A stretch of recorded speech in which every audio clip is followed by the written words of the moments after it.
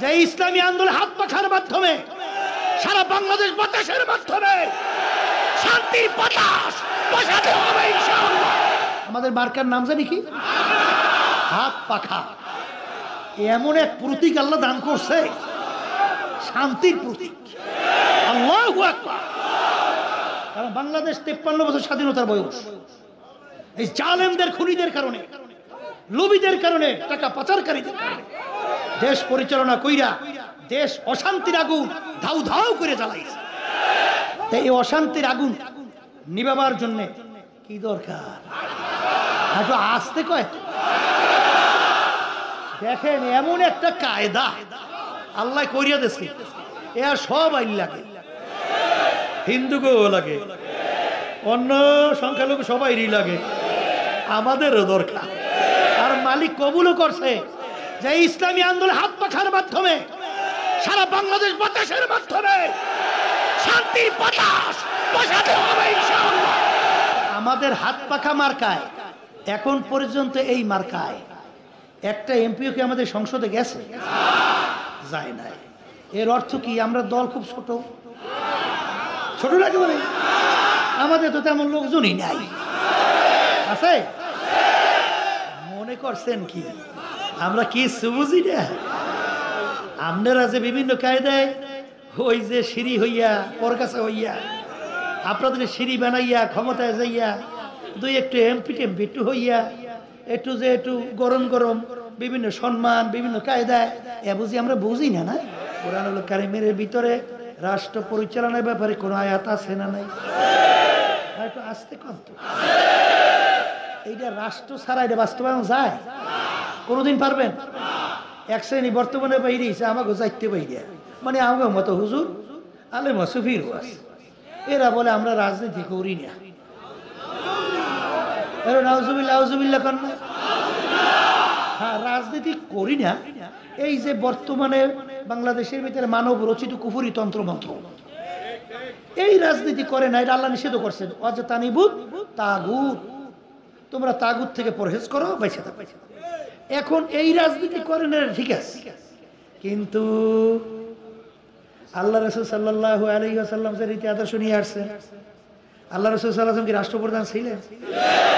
আসতে কোন সাহাবায়ে কেরামরা ছিলেন, তারাও ছিলেন। তাইলে আপনি রাজনীতি করেন না, কোনটা করেন না? আল্লাহ রাসূলের সেই রাজনীতি করেন না আপনি? আপনি পীর হইতে পারেন, দরবেশ হইতে পারেন, তাহাজ্জুদ পড়তে পড়তে কপালে দাগ পড়তে পারে, আপনি অনেক বুজুর্গি দেখাইতে পারেন, অনেক বিভিন্ন কিছু দেখাইতে পারেন, কিন্তু আপনি ভালো কইরা মনে রাখেন, যদি এই কথা বুঝা শুনে কেউ বলেন, ইমানই থাকবে না, ইমানই থাকবে না। মিডিয়াটা খুব ভালো বোঝে মিঠা, তিতাটা তোরা ভালো লাগে না, বুঝেন নাই? এই আমরু বিল মারুফ নাহি আনিল মুনকার, সৎ কাজের আদেশ, অসৎ কাজের নিষেধ। জেহাদের ভিতরে সবচেয়ে বড় জেহাদ জালেম বাদশাহ, কথা কয় না, তার অন্যায়ের প্রতিবাদে হক কথা বলা, কথা কয় না? একে আমি বলছি না আল্লাহ রাসূল বলছে? এক শ্রেণী বর্তমানে বাইরে এসে ওরে মিঠে কথা, মিঠা আমরু বিল মারুফ নাহি আনিল মুনকারের ধারে কাছেও না। কারণ আছে তো, তাইলে তো বিপদ আছে। আমার আব্বাজান রহমতুল্লাহ বলতেন যে মনে করছেন আমি একেবারে আপনাদের মতো কি বুঝি না, আমি একেবারে বোকা, আমি রাজনীতি করি কেন বুঝেন নাই? এটা কাঁটাযুক্ত পথ, এটা আমি বুঝি না, এখানে বিপদ আপদ আছে বুঝি না, জেলেও যাওয়া লাগতে পারে বুঝি না, সব বুঝি। এমনকি রাজনীতি করলে বড় মেয়েরা ধারে কাছে চায় না। এই জন্য দেখবে সর্বনাই, কিন্তু বড় লোকের সংখ্যা একেবারে কম। বড় লোক বলে মুরিদি হইতে চায় না, কথা বোঝেন নাই? সমস্যা আছে তো, কি আছে? সমস্যা আছে তো। এর জন্য ওই আজকেও আমাদের বড় বড় বিভাগীয় সব অফিসাররা, জেলা অফিসার সব আসছে এখানে, স্টেজ সহ পাশে কিন্তু আছে সব। বলতেছিলাম যে এবার মাহাবেলে কিন্তু লোকজন একটু কম, বুঝলেন নাই?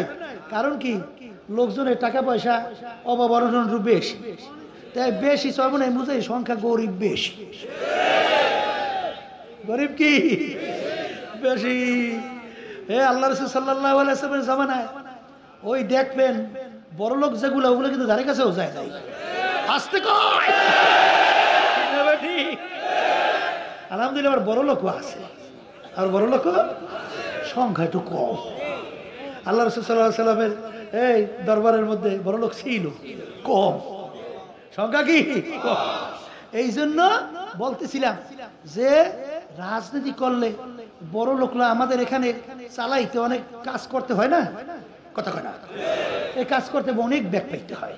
কারণ আপনি আর আমি 10 টাকা 15 টাকা 20 টাকা 100 টাকা এই কয় টাকা হয়, কথার কথা। কাজ একটা করতে লাগে দেখি কোটি কোটি শত কোটি টাকা লাগে। ওই অনেক জায়গায় যাই দেখো ব্যাপার কি এরকম কায়দা হইল বলে একজনই দিয়ে 50 কোটি, কথার কথা। তখন শুকরিয়া আদায় করি, মালিক বুঝছি তো সবই, তাহলে তুমি হেফাজত করিও আমাদের। আল্লাহ হেফাজত করে, কোন জায়গায় আল্লাহ বাজাই রাখে নাই, আল্লাহ হেফাজত রাখবেও না আল্লাহ, কথা ঠিক কিনা? অনেকে আশ্চর্য হয়ে যায়, সর্বনাই হুজুর আপনার এত লোক আইখাবে খাওয়ান টাওয়ান না, এরা চলে কেন?